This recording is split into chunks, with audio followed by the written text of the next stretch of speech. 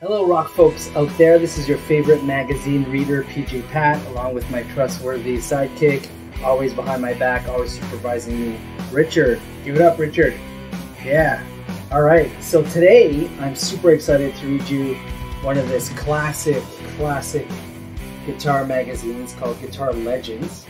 And this was printed back in 2010. And it says right here, the 5 greatest rock albums and the stories behind them. On here you got AC/DC, Guns N' Roses, Led Zeppelin, Metallica, and Pink Floyd. Today's episode, though, will be dedicated to the almighty Pink Floyd. And I got a little commemorative memorabilia right here. This is the Dark Side of the Moon live at Wembley Stadium 1974. If you haven't picked it up, it's unbelievable. It was newly remastered this year. And actually, you know what? Here, let me show you. Check this vinyl out. It's kind of like the blueprint and designs of the album when they were coming up with it. Look at that. I'll put some pictures here for you. But an amazing read while you listen to it. It's just, it blows you away. It really blows you away. They honestly don't make music like that anymore. So do yourself a favor, go check that out. Okay, in relation to that, we got this amazing article here. I'll put some picture up on in the video there for you to see. But look at that. Look at that spread. Okay, let's get right into it. Vital stats. Pink Floyd's The Dark Side of the Moon. Label, Capitol. Release date, March 10th, 1973. Members, David Gilmour, one of my favorite guitarists of all time. Vocals, pedal steel, electric guitar, synthesizer. Roger Waters, bass guitar, vocals, synthesizer, tape effects. Richard Wright, keyboards, vocals, synthesizer. Nick Mason, drums, percussion, tape effects. Producer, Pink Floyd. Longest chart run of any album. You know what? So this was released in 2010. I actually went to the Pink Floyd exhibit in Montreal, and believe it or not, to this day, it's the longest chart run of any album. To this day, more than 15 million copies sold. Side 1, Speak to Me, Breathe, On the Run, Time, The Great Gig in the Sky. Side 2, Money, Us and Them, Any Color You Like, Brain Damage, and Eclipse. Wow, each one just classics, right? There's not one of them where you even dare skip even 2 seconds of a song. Okay, that's the first page. And wow, look at this. The 5 greatest rock albums. Came out in 1973. Great picture of Gilmour here. Pink Floyd on stage in Dijon, France on June 22nd, 1974. Okay, let's get right into it here. The first men on the moon. Pink Floyd were bored, stale, and looking for inspiration. They found it in a master plan to condense all our earthly woes into 43 cosmic minutes. Nearly 40 years later, The Dark Side of the Moon remains one of their greatest achievements and a cornerstone of classic rock music. Article by Phil Sutcliffe. That's Sutcliffe. Hopefully I spelled that right. If Pink Floyd are influential today, it's largely thanks to The Dark Side of the Moon, their 1973 chart-topping concept album. Certainly The Wall, the group's 1979 record, resonates more strongly with disaffected rockers with its themes of drug, hedonism, alienation, and salvation. But The Dark Side of the Moon is the album that made Pink Floyd famous and allowed them to carve out their niche in the world of 70s popular music. Without it, they might have remained a fascinating eccentricity of the post-hippie era. After all, none of their 6 previous albums had sold more than 250,000 copies. Their 1967 top 10 single, See Emily Play, proved to be their, turning the page, last hit for 12 years. In America, Pink Floyd's album had never risen higher than Adam Hart Mother's number 55 in 1970. The Dark Side of the Moon, on the other hand, went to the top of the charts and today has sold around 45 million copies worldwide, making it the biggest selling album by a British band ever. Although it never reached number 1 in the UK, it stayed in the top 75 for 310 consecutive weeks from the day of its release, and even now reappears periodically. In the US, where it did make number 1, It spent a cumulative total of more than 1,600 weeks on the Billboard 200 and the Billboard Top Pop Catalog Album charts, a combined total of roughly 31 years and longer, by far, than any other record. Why was The Dark Side of the Moon different from Pink Floyd's previous efforts? One reason is its acute balance of opposites. It's replete with electronics, technology, sound effects, synthesizers, space, and intellectualism. Yeah, I can't even say it. That word is so intellectual. All right, let me try this again. Space and intellectualism. But it's also full of soul, big emotions, voices singing and speaking from the heart, and guitars and saxophones doing the same. Together, these elements combine to create moments of great big noises and near subsonic quietness. Then there's the language. Quite consciously, bassist and principal lyricist Roger Waters focused on symbols of simple, fundamental extremes. The sun and the moon, the light and the dark, the good and the bad, the life force as opposed to the death force, as he once put it. For Waters, these manifold opposing forces were embodied in his childhood friend, Pink Floyd founder Syd Barrett. Barrett had guided the band through his first album, 1967 psychedelic The Piper at the Gates of Dawn, but his mental stage began to deteriorate during the making of 1968's A Saucerful of Secrets, most likely due to drug use, particularly LSD. As Barrett retreated into dementia, Waters, along with guitarist David Gilmour, lead keyboardist Richard Wright, and drummer Nick Mason, carried on without him, taking Pink Floyd's music in a more experimental direction. Though Barrett was out of the band and increasingly unable to function socially, he remained a motivating force for the group, especially Waters. With Dark Side of the Moon, Waters began to explore the theme of mental illness, which had profoundly affected his friend.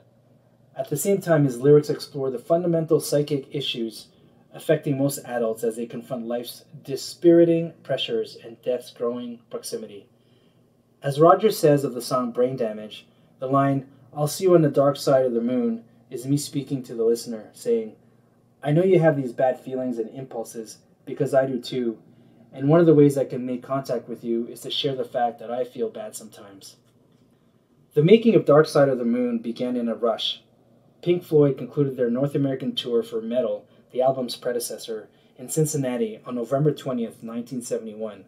About 10 days afterwards, they reconvened at a rehearsal studio in Broadhurst Gardens, London, with the intention of writing a new album, but they couldn't simply wait for inspiration to strike. A harsh deadline had presented itself. Pink Floyd's first substantial British tour in 4 years was booked to start on January 20, and their concert schedule was already filled through 1973, leaving little time for recording. In addition, the group desperately needed new material to perform. Reviewers had been saying for months that their shows had gone stale for the lack of new songs. The band agreed. In interviews given in 1971, they had spoken with disenchantment of their life and work in Pink Floyd. They were especially disappointed with their earlier albums, Umaguma and Atom Heart Mother. Rogers pronounced himself bored with most of the stuff we play, and Mason sighed from even more noisome depths of ennui that he was dying of boredom. However, Pink Floyd were not despondent. They viewed metal as a step in the right direction, especially in its side-long track, Echoes, which Waters described as an epic sound poem. They wanted to create more music in that vein. Accustomed as they were to testing material on tour, they had about 6 or 7 weeks to get a new batch of songs ready to go. Their next move was to go through tapes from previous sessions and look for material they could work with. Gilmour explains, "When we started on a new album, we'd always dredge through old tapes to see if there was anything left over we could make use of." As a prolific band, and one that was always involved in several fringe projects outside their own albums, Pink Floyd could generally find a lump or two of gold in the work tapes from their previous sessions. They did again for The Dark Side of the Moon. In the early days of working on the album, Waters began to kick around an instrumental called Breathe, which he had written for the soundtrack of The Body, a renowned 1970 documentary about human biology. Wright excavated a piece of that Pink Floyd had submitted to director Michelangelo Antonioni. Let me say that again. Michelangelo Antonioni, for the soundtrack to his 1970 film Zabriskie Point. Rejected by Antonioni, the song would take shape as a dark side track. us and them. Wright also resurrected an apparently moribund sequence of piano chords, one of those things the band just didn't know what to do with, Gilmour recalls, which in due course found new life as the great gig in the sky. One of my favorite songs from them, by the way. But this was just craft and graft, sticking a few old songs together to no obvious end. They needed a eureka moment, and they got it. Gilmour says, when Roger walked into Broadhurst Gardens with the idea of putting it all together as one piece with this linking theme he'd devised, that was a moment. From the hubbub of the subsequent brainstorming session and the passage of memory come diverse accounts of the big idea that Rogers presented to them. Nick Mason has said, the concept was originally about the pressures of modern life, travel, money, and so on. But then Roger turned it into a meditation on insanity. On another occasion, the drummer cheerily reported it was a bleak prediction of a future involving a lot more unpleasantness and general ghastliness. Rick Wright tended to recall Rogers' catalytic concept in terms of his own life. On one level, he thought it was a satirical critique about the business, quote-unquote. But when it came to the notion of death and the deployment of his own song, The Great Gig in the Sky, to address that theme, the subject hit home. Wright said, for me, one of the pressures of being in the band was this constant fear of dying because of all the traveling we were doing in planes and on the motorways in America and in Europe. Though Gilmour and Waters had famously creative disagreements throughout Pink Floyd's history, the guitarist admits that Waters' thinking and writing on The Dark Side of the Moon meant a lot to him. The concept grabbed me, he says. I didn't pull my weight when we were writing Dark Side of the Moon, though that wasn't true when we were playing it live and recording, but I went through a bad patch. I didn't work myself as hard as I should have, hence the credits you see. But Roger worked all sorts of hours on the concept and the lyrics, while the rest, I turn the page, the rest of us went home to enjoy our suppers. I still feel appreciative of that. I think at that time he was finding himself as a lyric writer. He was realizing that he could get into grips with more serious issues, some political and others that involved him personally. Those included the death of Rogers' father on the beach at Anzio in 1944, when Roger was a few months old, as well as Syd Barrett's mental collapse. So in quotations here, Roger's style had developed and improved. I remember him saying that he wanted to write this album absolutely straight, clear, and direct, for nothing to be hidden by mysteries, to get away from all the psychedelic warblings and say exactly what he wanted for the first time. As the sessions began, the song arrived quickly enough. Time and money came first. Then from December 13th to 21, Pink Floyd decamped to Paris to record and shoot more footage for their 1972 Live at Pompeii film, which was begun on location. Man, I remember watching that DVD, Live at Pompeii. That is amazing. I don't know if it's on YouTube or if you can stream it, but if you can see it, go check it out. It's just the band in this ancient Colosseum, and they're just playing the most crazy, effed up, psychedelic music you can hear, and it's just absolutely mind-blowing. Actually, it'd be even more mind-blowing if you watch it high, but, at your own discretion. Okay, let me continue here. After Christmas, they resumed working on their new album at the Rolling Stones' London warehouse studio in Bermondsey, writing the songs while rehearsing their full set of the upcoming tour. The first performance was on January 20th at the Brighton Dome. The Dark Side of the Moon was still a work in progress, but that didn't bother Pink Floyd overly much. In effect, for them, that was the point. They could change the songs on the fly if they needed to, and jam the between-song segue music they envisioned for the album. In this way, they could see how things fit together and determine what worked and what didn't. As it happened, Brighton lost the honor of receiving the world's first performance of Dark Side when the effect tape for Money snagged, forcing the group to move on to Adam Hart Mother. According to Glenn Povey and Ian Russell's book, In the Flesh, A Complete Performance History, a full run-through ensued the following night at Portsmouth Guildhall. Pink Floyd pushed on around the circuit, enjoying the usual privations and laughs. At the Lancaster Polytechnic Arts Festival on February 3rd, their magnum opus was reeled on at 2:30 a.m., immediately after Chuck Berry had left the stage. As the tour went on, they tweaked the new songs this way and that. Time had begun life much slower than in its recorded form, on stage. But on stage, the band notched up the tempo. The vocals shifted from Gilmour/Wright harmony throughout to solo leads by Gilmour on the verse and Wright on the bridge. But for Pink Floyd, the whole tour was a build-up to the 4 gigs they would play at the Rainbow in London from February 17th through 20th, an event advertised as The Dark Side of the Moon, a piece for assorted lunatics. Gilmour admits it was nerve-wracking playing our home city again and remembers nothing of any live performances before they reached London, not even their Brighton debacle. Happily, they felt able to pronounce the shows terrific, quote-unquote. The ordinarily stolid Financial Times went further, proclaiming that the Floyd have the furthest frontiers of pop music to themselves. However, their joy was dashed when they discovered that a quality bootleg of their Rainbow performance was making its way into record shops. According to some estimates, it sold about 120,000 copies. As a result for their future albums, Pink Floyd would never again present unreleased material in concert again. Wow. It's so much different than today's world, right? Today with social media and needing to put out 10 posts to build up to the album or build up to the songs. I know a lot of bands are much more transparent these days with social media in terms of like giving insights to the songs or parts of the songs or the lyrics or what they're doing in the studio before the song is actually released. So yeah, really interesting to see the contrast between then and now. Or us and them, haha. Okay, even so, the bootleg success gave Pink Floyd a good sense that they were on the right track musically. However, there was a long road ahead of them. It had been 11 weeks since they'd begun writing the albums, yet they were still more than a year away from releasing the official version. Theirs was a life of distractions, some planned, some not. One of the stranger aspects of making of this epochal record is that once written, it seems to have been recorded in fragments, whenever the band had a moment from performances and other projects. Amazingly, they even took time off from it to write and record a soundtrack for a film.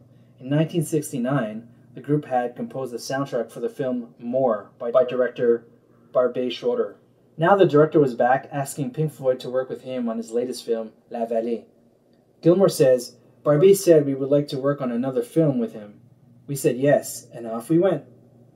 La Vallée concerned a bunch of hippies wandering around New Guinea in search of a lost valley and inevitably the meaning of life.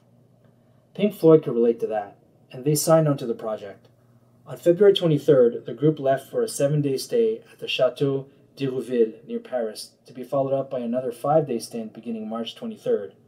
We sat in a room, wrote, recorded like a production line, says Gilmour, who had recovered his compositional form by then. Very good for one to work like that sometimes, under extreme constraints of time and of trying to meet someone else's needs. Although the Pink Floyd of 1972 appeared to be artistic butterflies, flitting from one project and one medium to another, Gilmour explains that their approach was far more pragmatic than it seemed. It reflected the reality of their musical lives at the time. As middle-class boys from comfortable backgrounds, they felt uncertain and insecure enough about their future in a pop group to explore other adventures that might extend their careers. I suppose it seems silly now, Gilmour says, but we thought of films as one of our possible futures. They still had to fulfill a lot of touring commitments, playing and revising the songs for The Dark Side of the Moon as they passed through Japan, Manchester, North America, Germany, and Holland. On June 3rd, 1972, their La Vallée soundtrack was released as the album Obscured by Clouds. Damn, I gotta go check that out.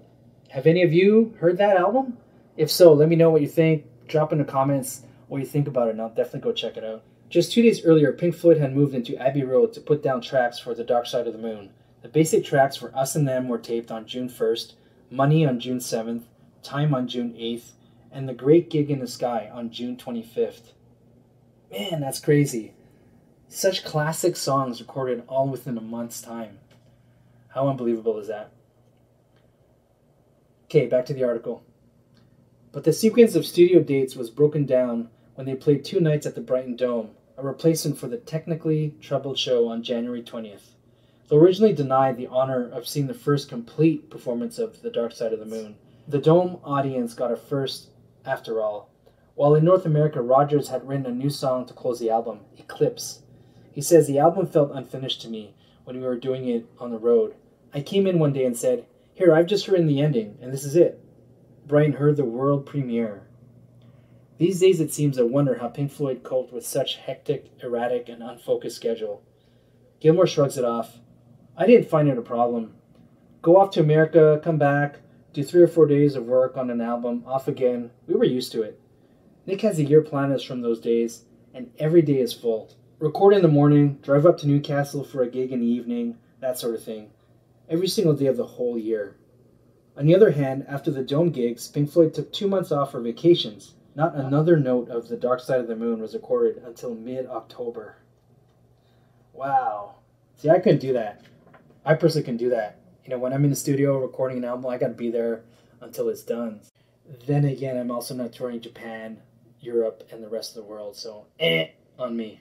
After their holidays, Pink Floyd plunged back into the maelstrom activity on which they professed to thrive. Returning to North America, they played 15 concerts through September. The Hollywood Bowl, that was a wonderful show, Gilmour says, summoning up an image from the second North American tour of 1972. We couldn't sell the place out then, it's so enormous. They partitioned off the back half. But what made it is that we hired a lot of those big searchlights they use at LA film premieres. We fanned them out backstage and pointed them up at the sky. It looked fantastic. There's a picture of us taken that night, which I specifically like. We're all pink and mauve. When thinking back to those road test gigs, Rick Wright's memories were more fraught with the hazards of old-time technology. It was a bit scary, he recalled. We'd always have problems with the cue tracks to keep in sync with the sound effects and visuals. We were one of the first bands to use click tracks. It was a massive headache because the equipment was pretty unreliable. There were a lot of miscues and struggles to get back in time, whereas today with everything digital, it goes like clockwork. Pink Floyd spent 9 days working on the album in October, but they dropped 3 more days so that they could play a benefit for War on Want at Wembley Empire Pool on October 21st. A reviewer from Britain's Sounds magazine noted that, from the word go, they gave the packed stadium a faultless demonstration of what psychedelic music is all about. The Dark Side of the Moon is an eerie title for an equally eerie piece of music that takes the listener through a host of different moods. October 27th turned out to be their last day at Abbey Road in 1972. They didn't return again until January 18th. Throughout that period between short bursts of gigging in Europe, Pink Floyd gave much of their attention to a grandiose and ultimately preposterous project proposed by Roland Petit, eminent avant-garde choreographer of Les Ballets de Marseille. Gilmour says it started off with discussions about us doing the music for an epic ballet and movie for Marcel Proust, À la recherche du temps perdu. Again, we were interested because we thought of it as one of the possible ways to extend the scope of what we could do in the future. Naturally, Pink Floyd were expected to read the source material. Legend has it that Gilmour waved the white flag on Proust's 7-volume epic after 118 pages, while Waters asserts he did plow through the volume 2 before concluding, "Fuck this, I can't handle it, it goes too slowly for me." When this critical judgment was conveyed to Petit, he resourcefully suggested realignment to, now I'm going to mess this one up, Scheherazades, hope I got that right, I'll do it again, Scheherazades 1001 Nights, which still sounded like a long job. There were long dinners with Petit, dancer, Rudolf Nureyev, and director Roman Polanski, which came to nothing, Gilmour recalls. Eventually, he says, the grand design crumbled to a bit of old ballet dance and to a bit of old music. Nonetheless, Pink Floyd did their part, rehearsing the company through a program comprising of One of These Days, Careful with That Axe, Eugene, Obscured by Clouds, When You're In, and Echoes. They performed with the troupe in Marseille, November 20th through 26th, and again in Paris, 2 shows a day on January 13th and 14th, 1973, and February 3 and 4. The Sounds Ballet correspondent pronounced himself impressed with the denouement to Echoes, in which the leading male dancer dragged the prima ballerina right across the width of the stage with her in the splits position. But Pink Floyd emerged from the project disabused of their aspirations in this particular field of high art. In the end, reckons Gilmour, the reality of all these people prancing around in tights in front of us didn't feel like what we wanted to do for long term. No shit. Thank God for that. Which was just as well. They still had an album to finish, which they accomplished in 11 more days at Abbey Road, between January 18th and February 1st. By the time they were finished, The Dark Side of the Moon was done. It took a total of 38 days in the studio, which were spread over 7 months. Though the recording process was diffuse, Waters' concept held strong through all the diversions and digressions. Whenever they were at Abbey Road, the album would quickly fall back into focus again, and the band members' mutual support was never in doubt. Gilmour says, "We were stuck in a small room for days on end, and we did work very well together as a band. Although if we weren't playing, Roger and I would be at the mixing desk usually and grabbing the control room to studio talkback microphone to say our piece. Rick and Nick sat in throughout and gave us their thoughts if they wanted to. At this apex of cooperation, they brought out the best in one another. Rogers felt free to explore with words and sounds, while Gilmour diligently rummaged through his extensive library of rock-based ideas. He enjoys confessing to the theft of Eric Clapton's Leslie rotary speaker sound from Cream's Badge for Any Color You Like, and borrowing the alternation of echo and dry sounds on Money from Elton John's version of the Beatles' classic Lucy in the Sky with Diamonds. Man, I gotta go listen to that now. Engineer Alan Parsons notes that Gilmour took several hours to prepare his guitar sounds for each track, but then recorded straightforwardly with one mic, very fast, and at wall-shaking volume. Only way to do it. It was important, too, that despite their collective confidence, Pink Floyd were able to enlist and inspire spectacular contributions from outsiders who were recruited from beyond the usual roster of elite session players. For example, during the October sessions, they wondered whether a saxophone might provide the missing element for Money and Us and Them. They had never used the instrument solo before, so Gilmour persuaded the band to try his old mate Dick Perry, whom he had played with in a Sunday night jazz band at the Dorothy Ballroom in Cambridge. Although this was not necessarily a world-class credential, Gilmour says, "It's nice to involve our friends, people you have empathy with." There were several big names we could have gone to, but it can be tedious bringing in these brisk, professional session men, a bit intimidating. Likewise, when Rogers suggested that a bit of singing might be the perfect finishing touch for the great gig in the sky, Parsons recommended Claire Torrey, a singer that none of the group had heard of before. "We've been thinking Madeleine Bell or Doris Troy," Gilmour says, referring to two popular session vocalists. Troy actually appears on the album. "We couldn't believe it when this housewifely white woman walked in. But when she opened her mouth, well, she wasn't too quick at finessing what we wanted, but out came that orgasmic sound we know and love." Pink Floyd stretched themselves and others, but they stretched technology as well.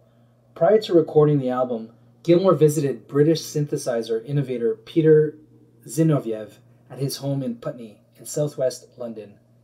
Zinoviev's company, Electronic Music Studios, EMS, was making a name for itself with its portable synthesizers, most notably the wood-encased VCS3 and its portable companion, the Synthi-A, a synthesizer built into a small plastic briefcase. "He built this thing in his garden shed," Gilmour says. "He showed me the original machine, masses of wires and hundreds of components all around the walls, floor to ceiling, which he had miniaturized down to a briefcase model. Both the Synthi-A and VCS3 ended up being featured on The Dark Side of the Moon." But Pink Floyd were also determined to improvise and to try to achieve whatever they heard in their imagination, no matter how unsophisticated the equipment available to them. Their click track was a mic'd-up metronome. An unorthodox vibrato effect could be created by a patient band member wiggling an oscillator with his finger throughout a track. To produce certain echoes or delays, tape could be spooled around a mic stand on the other side of the control room and hand-fed into the studio recorder. Parsons says, "The Floyd were famous for using every machine in the studio, with wires trailing down the corridors and mangled tape strewn over the studio floor." Man, that's crazy. Hey, the beauty of technology today, right? With one press of a button, not even press of a button, with one actually press of a mouse or click of a screen, you get all this at your fingertips. I gotta say, it looks much funner to do it the way they did, though.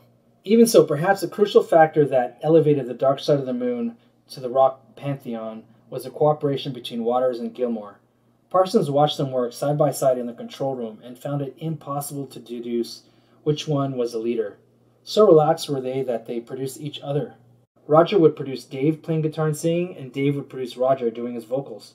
One of Gilmour's sweeter memories from the sessions is of Waters performing lead vocal on Brain Damage and Eclipse. He's rarely sung leads before, and he was very shy about his voice. I encouraged him.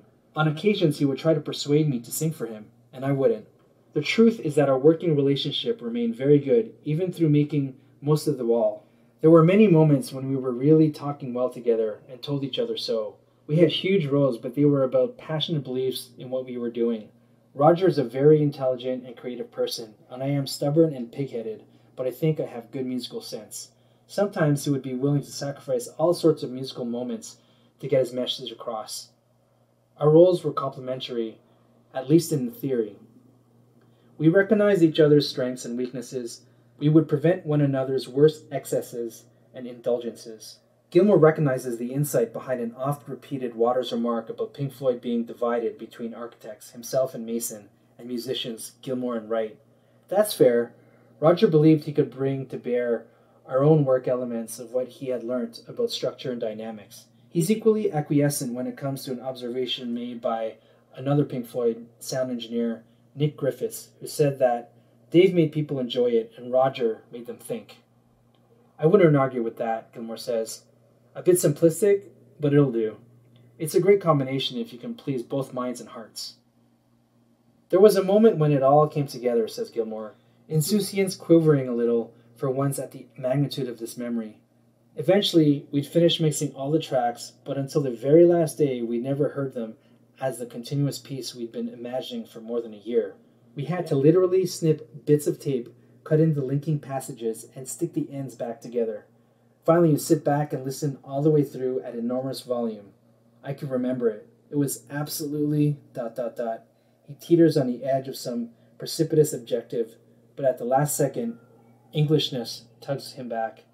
It was really exciting, he sighs.